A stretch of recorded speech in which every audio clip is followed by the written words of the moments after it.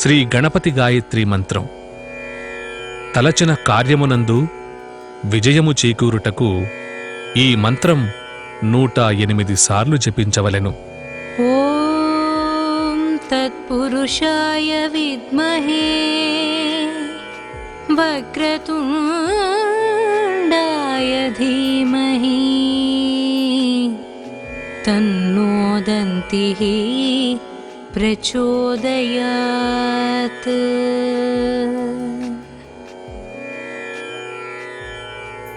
ఓం తత్పురుషాయ విద్మహే వక్రతుండాయ ధీమహి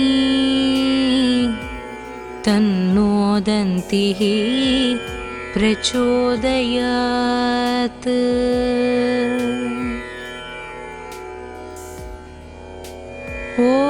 ఓం తత్పురుషాయ విద్మహే వక్రతుండాయ ధీమహి తన్నో దంతిః ప్రచోదయాత్.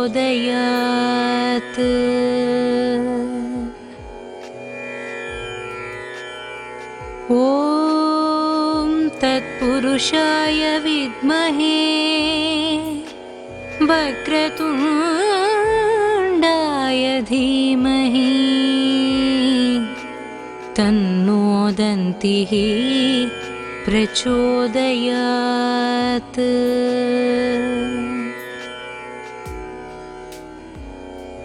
ఓం తత్పురుషాయ విద్మహే వక్రతుండాయ ధీమహి తన్నో దంతిః ప్రచోదయాత్.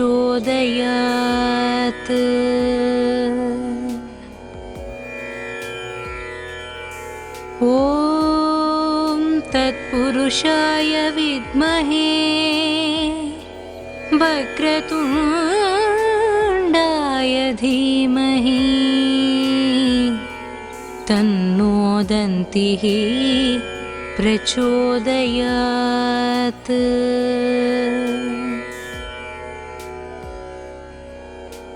ఓం తత్పురుషాయ విద్మహే వక్రతుండాయ ధీమహి తన్నో దంతిః ప్రచోదయాత్.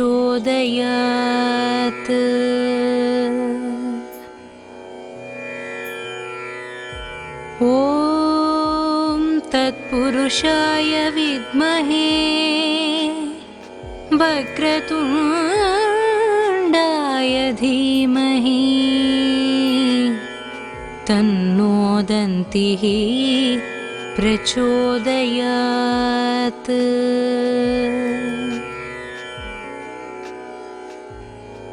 ఓం తత్పురుషాయ విద్మహే వక్రతుండాయ ధీమహి తన్నో దంతిః ప్రచోదయాత్.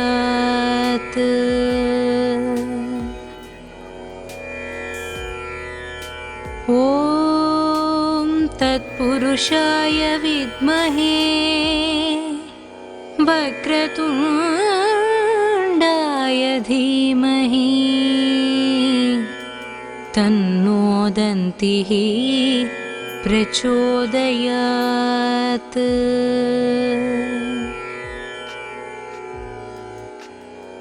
ఓం తత్పురుషాయ విద్మహే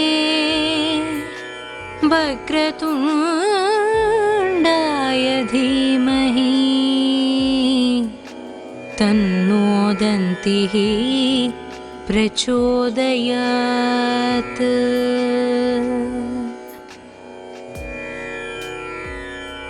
ఓం తత్పురుషాయ విద్మహే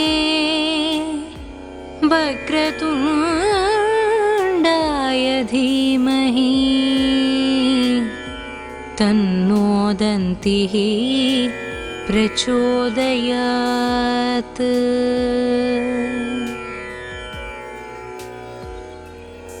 ॐ तत्पुरुषाय विद्महे वक्रतुण्डाय धीमहि तन्नो दन्तिः प्रचोदयात्।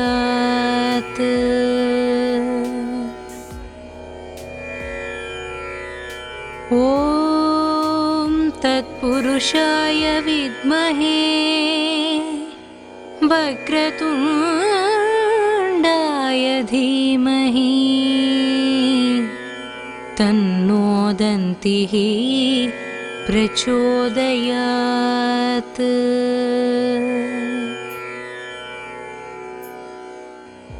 ॐ तत्पुरुषाय विद्महे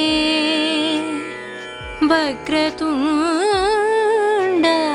धीमहि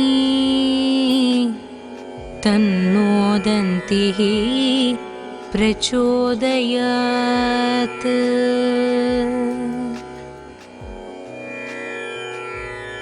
ॐ तत्पुरुषाय विद्महे वक्रतुण्डाय धीमहि तन्नो दन्तिः प्रचोदयात्।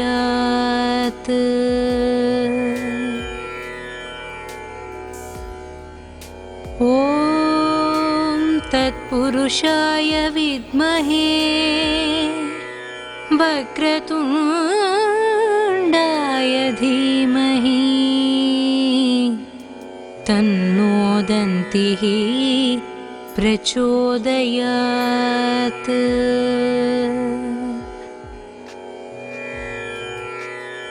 ॐ तत्पुरुषाय विद्महे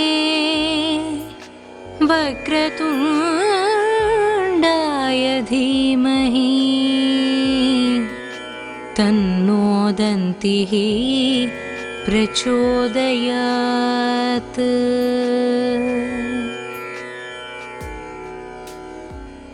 ॐ तत्पुरुषाय विद्महे वक्रतुण्डाय धीमहि तन्नो दन्तिः प्रचोदयात्।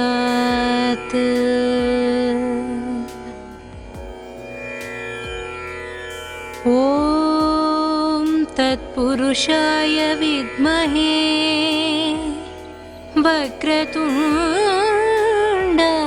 धीमहि तन्नो दन्तिः प्रचोदयात्।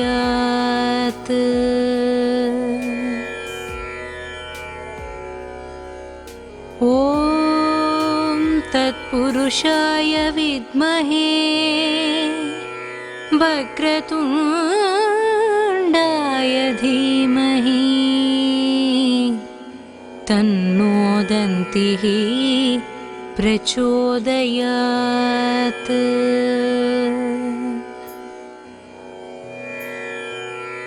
ॐ तत्पुरुषाय विद्महे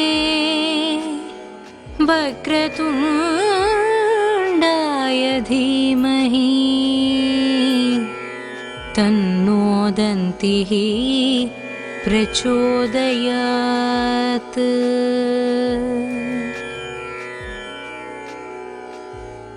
ॐ तत्पुरुषाय विद्महे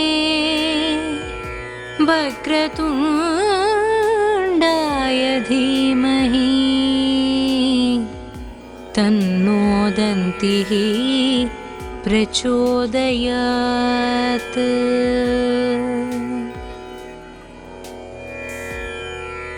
ॐ तत्पुरुषाय विद्महे वक्रतुण्डाय धीमहि तन्नो दन्तिः प्रचोदयात्। ॐ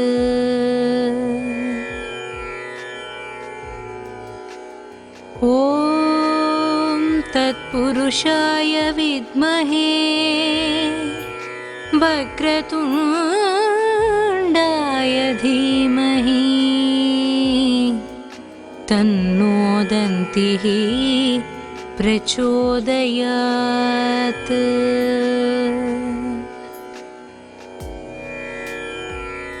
ॐ तत्पुरुषाय विद्महे वक्रतुण्डाय धीमहि तन्नो दन्तिः प्रचोदयात्।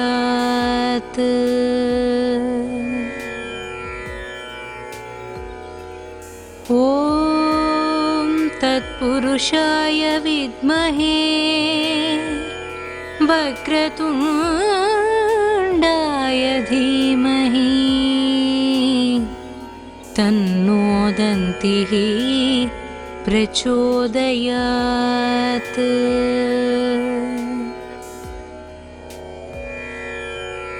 ॐ तत्पुरुषाय विद्महे वक्रतुण्डाय धीमहि तन्नो दन्तिः प्रचोदयात्।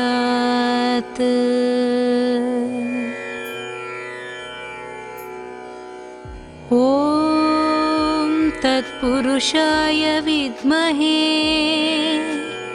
वक्रतुण्डाय धीमहि तन्नो दन्तिः प्रचोदयात्।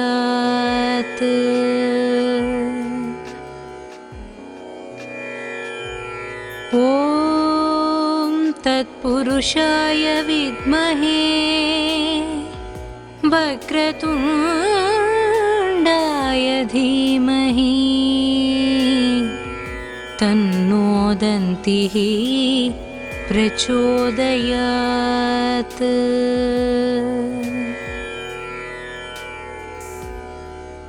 ॐ तत्पुरुषाय विद्महे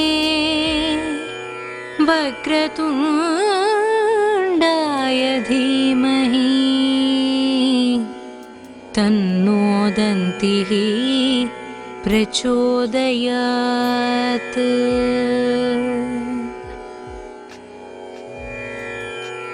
ॐ तत्पुरुषाय विद्महे वक्रतुण्डाय धीमहि तन्नो दन्तिः प्रचोदयात्।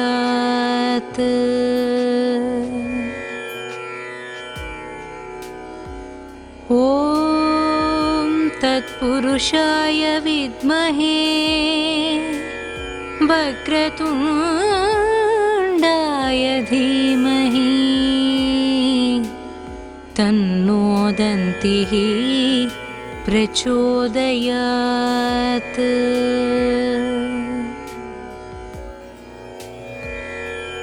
ॐ तत्पुरुषाय विद्महे वक्रतुण्डाय धीमहि तन्नो दन्तिः प्रचोदयात्।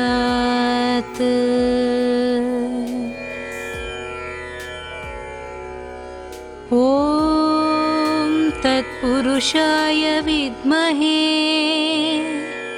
वक्रतुण्डाय धीमहि तन्नो दन्तिः प्रचोदयात्।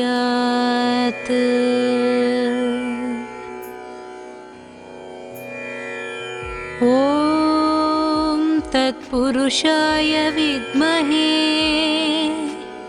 वक्रतुण्डाय धीमहि तन्नो दन्तिः प्रचोदयात्।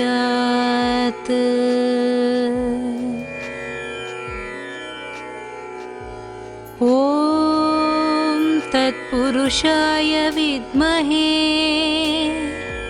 वक्रतुण्डाय धीमहि तन्नो दन्तिः प्रचोदयात्।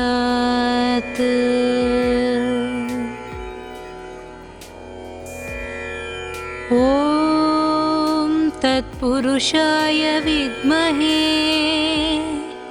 वक्रतुण्डाय धीमहि तन्नो दन्तिः प्रचोदयात्।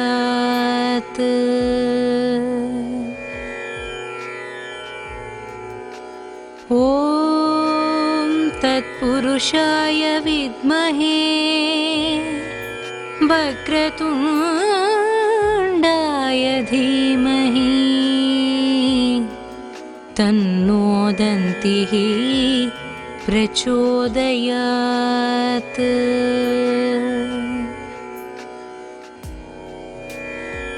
ॐ तत्पुरुषाय विद्महे वक्रतुण्डाय धीमहि तन्नो दन्तिः प्रचोदयात्।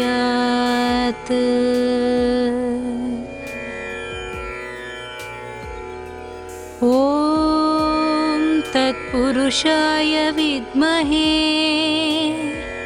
वक्रतुण्डाय धीमहि तन्नो दन्तिः प्रचोदयात्।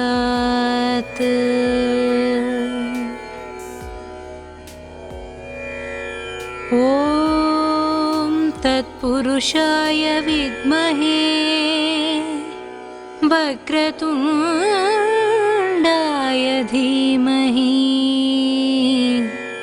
तन्नो दन्तिः प्रचोदयात्।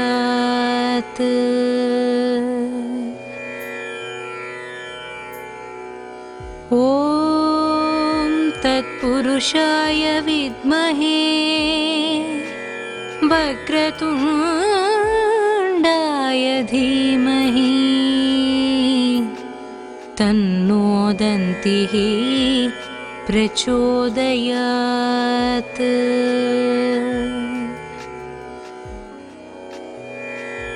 ॐ तत्पुरुषाय विद्महे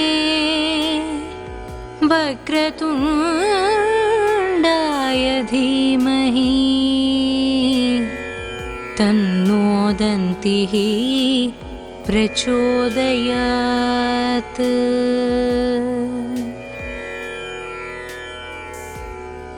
ॐ तत्पुरुषाय विद्महे वक्रतुण्डाय धीमहि तन्नो दन्तिः प्रचोदयात्।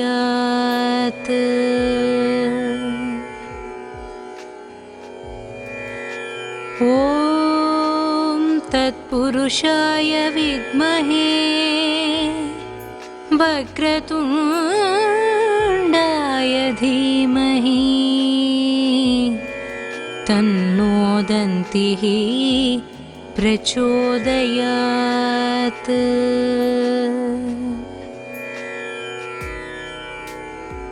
ॐ तत्पुरुषाय विद्महे वक्रतुण्डाय धीमहि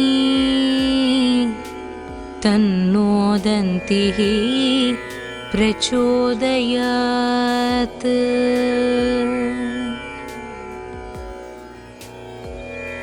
ॐ तत्पुरुषाय विद्महे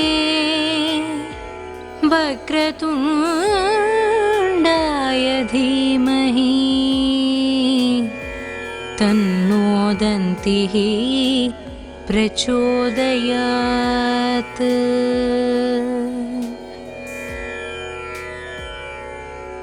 ॐ तत्पुरुषाय विद्महे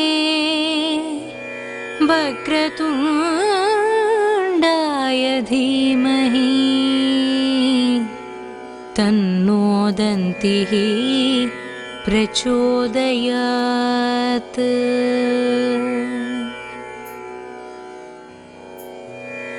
ॐ तत्पुरुषाय विद्महे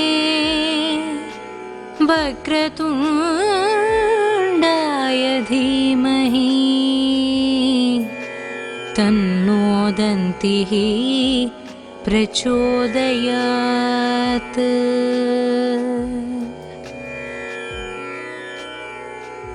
ॐ तत्पुरुषाय विद्महे वक्रतुण्डाय धीमहि तन्नो दन्तिः प्रचोदयात्।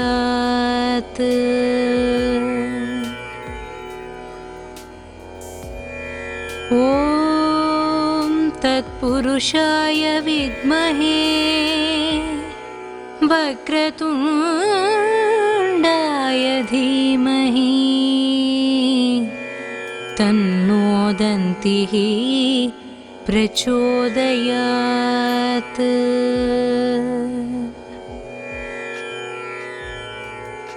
ॐ तत्पुरुषाय विद्महे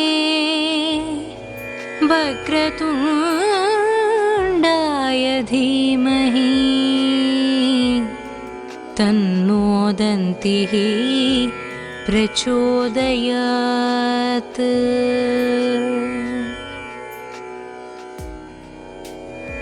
ॐ तत्पुरुषाय विद्महे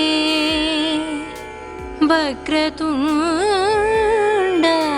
धीमहि तन्नो दन्तिः प्रचोदयात्।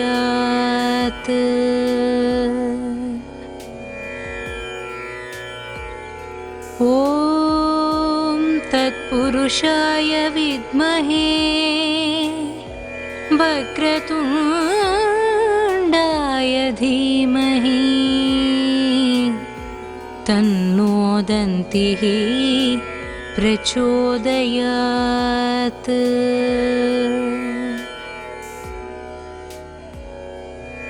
ॐ तत्पुरुषाय विद्महे वक्रतुण्डाय धीमहि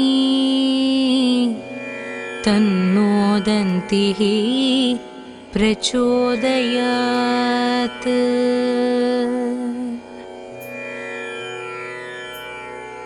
ॐ तत्पुरुषाय विद्महे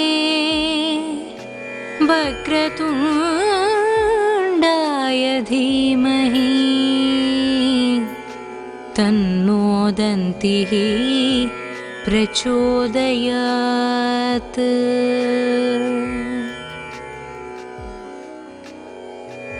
ॐ तत्पुरुषाय विद्महे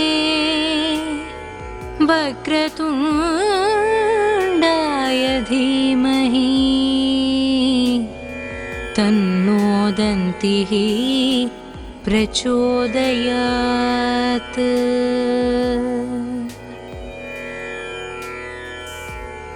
ॐ तत्पुरुषाय विद्महे वक्रतुण्डाय धीमहि तन्नो दन्तिः प्रचोदयात्।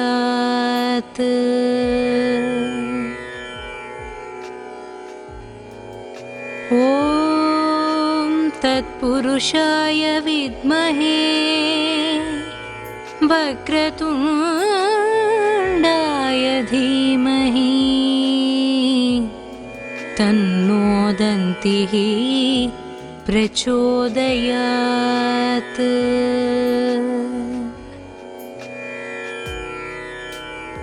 ॐ तत्पुरुषाय विद्महे वक्रतुण्डाय धीमहि तन्नो दन्तिः प्रचोदयात्।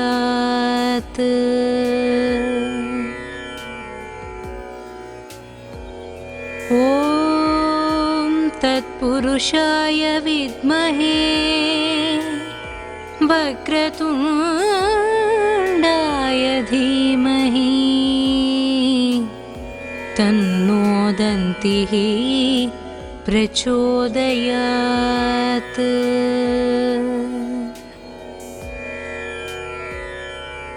ॐ तत्पुरुषाय विद्महे वक्रतुण्डाय धीमहि तन्नो दन्तिः प्रचोदयात्।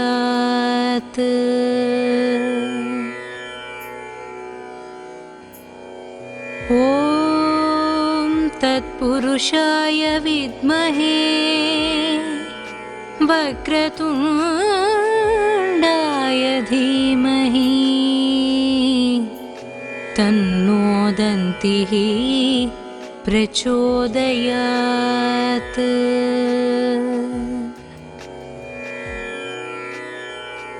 ॐ तत्पुरुषाय विद्महे वक्रतुण्डाय धीमहि तन्नो दन्तिः प्रचोदयात्।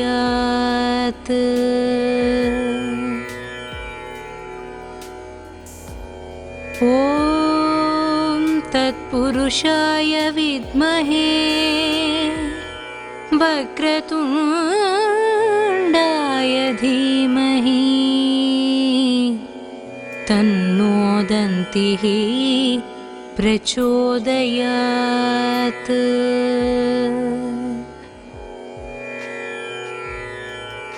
ॐ तत्पुरुषाय विद्महे वक्रतुण्डाय धीमहि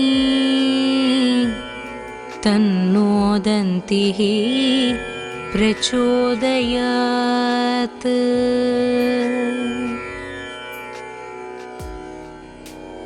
ॐ तत्पुरुषाय विद्महे वक्रतुण्डाय धीमहि तन्नो दन्तिः प्रचोदयात्।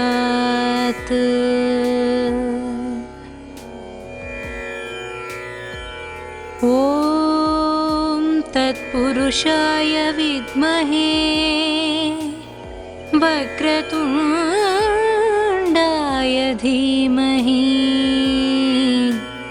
तन्नो दन्तिः प्रचोदयात्।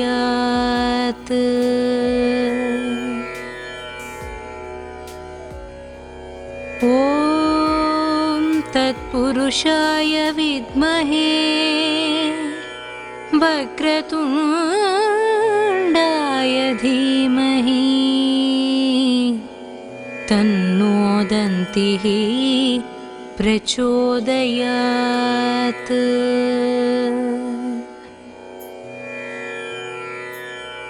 ॐ तत्पुरुषाय विद्महे वक्रतुण्डाय धीमहि तन्नो दन्तिः प्रचोदयात्।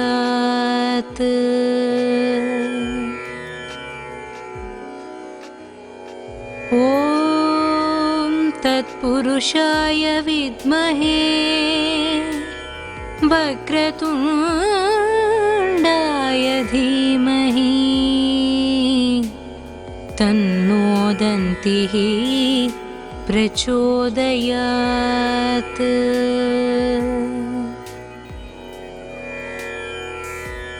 ॐ तत्पुरुषाय विद्महे वक्रतुण्डाय धीमहि तन्नो दन्तिः प्रचोदयात्। ॐ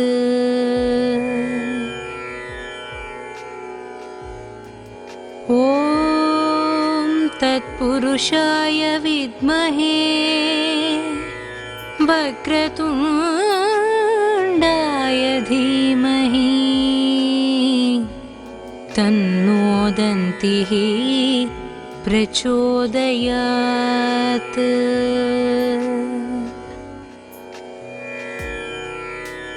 ॐ तत्पुरुषाय विद्महे वक्रतुण्डाय धीमहि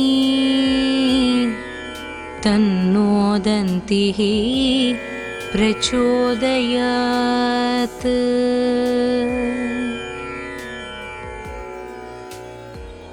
ॐ तत्पुरुषाय विद्महे वक्रतुण्डाय धीमहि तन्नो दन्तिः प्रचोदयात्।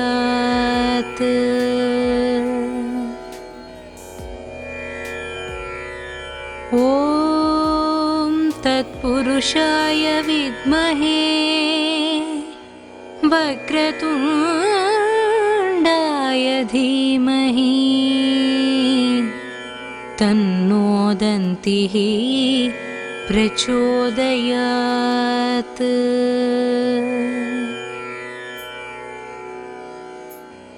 ॐ तत्पुरुषाय विद्महे वक्रतुण्डाय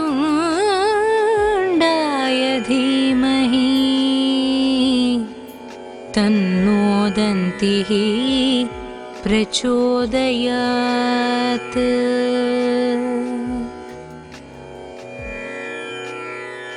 ॐ तत्पुरुषाय विद्महे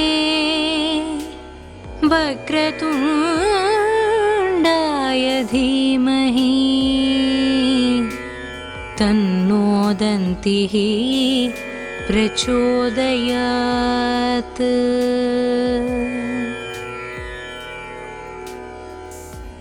ॐ तत्पुरुषाय विद्महे वक्रतुण्डाय धीमहि तन्नो दन्तिः प्रचोदयात्।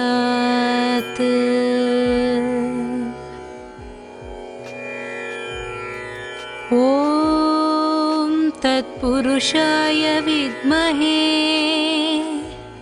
वक्रतुण्डाय धीमहि तन्नो दन्तिः प्रचोदयात्।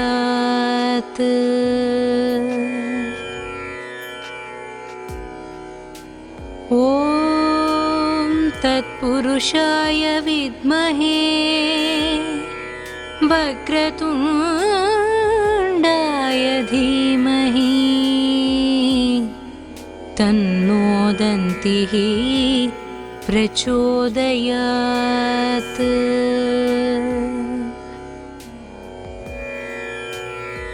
ॐ तत्पुरुषाय विद्महे वक्रतुण्डाय धीमहि तन्नो दन्तिः प्रचोदयात्।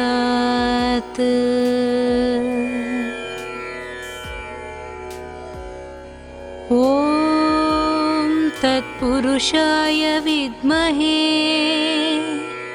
वक्रतुण्डाय धीमहि तन्नो दन्तिः प्रचोदयात्।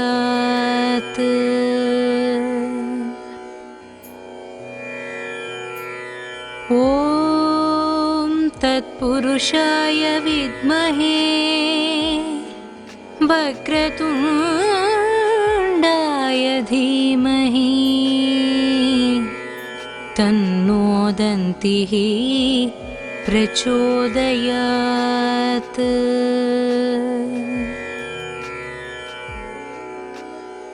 ॐ तत्पुरुषाय विद्महे वक्रतुण्डाय धीमहि तन्नो दन्तिः प्रचोदयात्।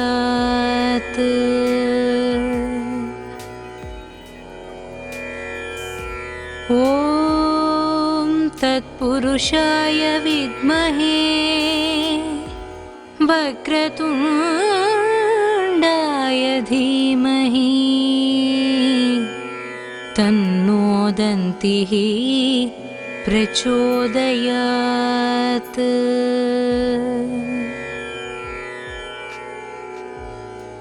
ॐ तत्पुरुषाय विद्महे वक्रतुण्डाय धीमहि तन्नो दन्तिः प्रचोदयात्।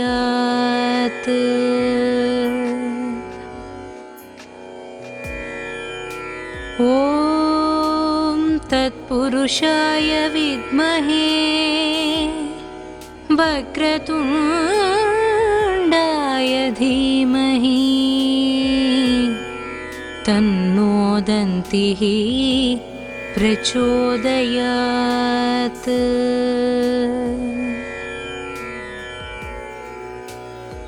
ॐ तत्पुरुषाय विद्महे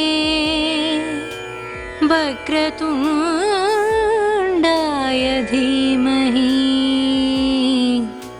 तन्नो दन्तिः प्रचोदयात्।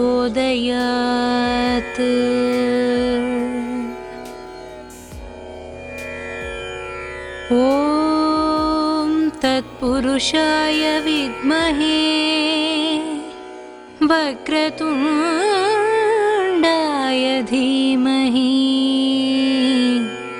तन्नो दन्तिः प्रचोदयात्।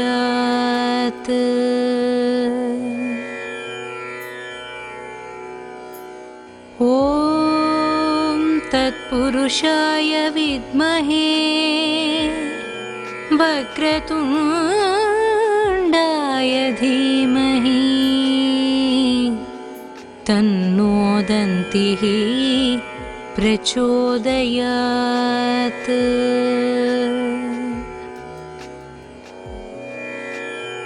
ॐ तत्पुरुषाय विद्महे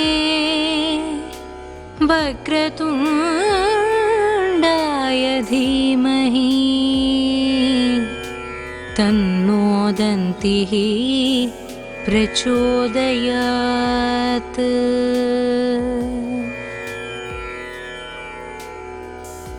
ॐ तत्पुरुषाय विद्महे वक्रतुण्डाय धीमहि तन्नो दन्तिः प्रचोदयात्।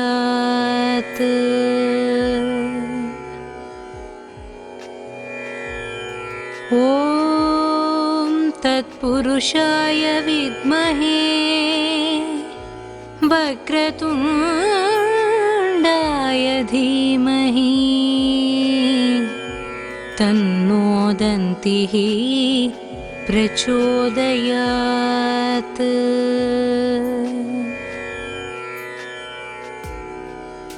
ॐ तत्पुरुषाय विद्महे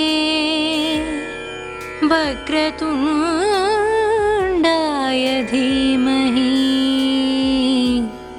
तन्नो दन्तिः प्रचोदयात्।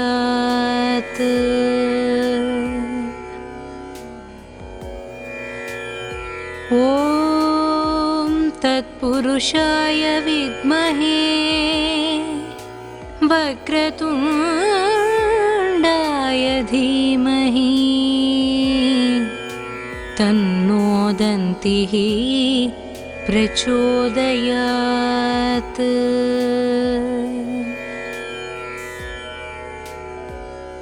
ॐ तत्पुरुषाय विद्महे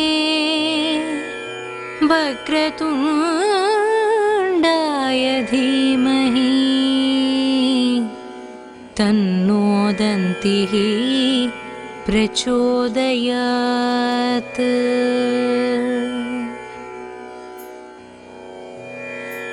ॐ तत्पुरुषाय विद्महे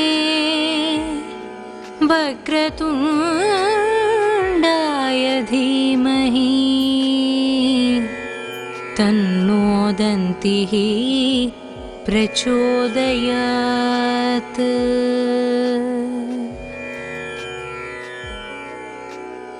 ॐ तत्पुरुषाय विद्महे वक्रतुण्डाय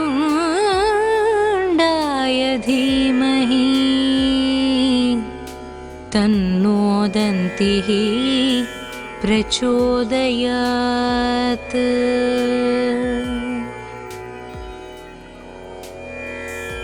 ॐ तत्पुरुषाय विद्महे वक्रतुण्डाय धीमहि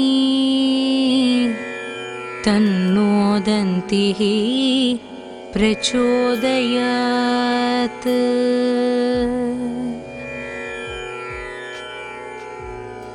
ॐ तत्पुरुषाय विद्महे वक्रतुण्डाय धीमहि तन्नो दन्तिः प्रचोदयात्।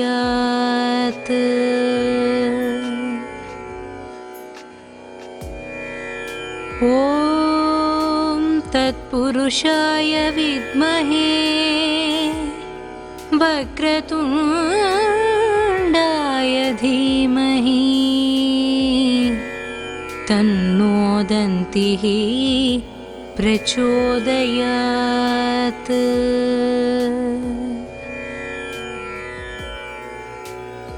ॐ तत्पुरुषाय विद्महे वक्रतुण्डाय धीमहि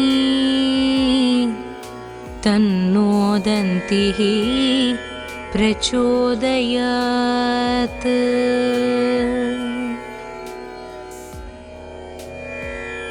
ॐ तत्पुरुषाय विद्महे वक्रतुण्डाय धीमहि तन्नो दन्तिः प्रचोदयात्।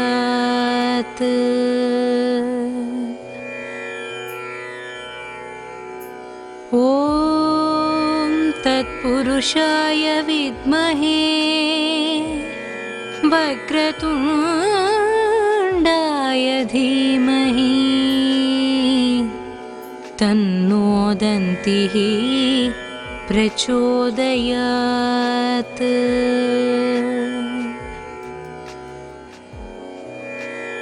ॐ तत्पुरुषाय विद्महे वक्रतुण्डाय धीमहि तन्नो दन्तिः प्रचोदयात्।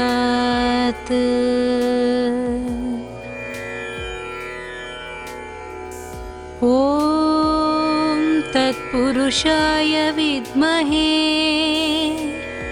वक्रतुण्डाय धीमहि तन्नो दन्तिः प्रचोदयात्।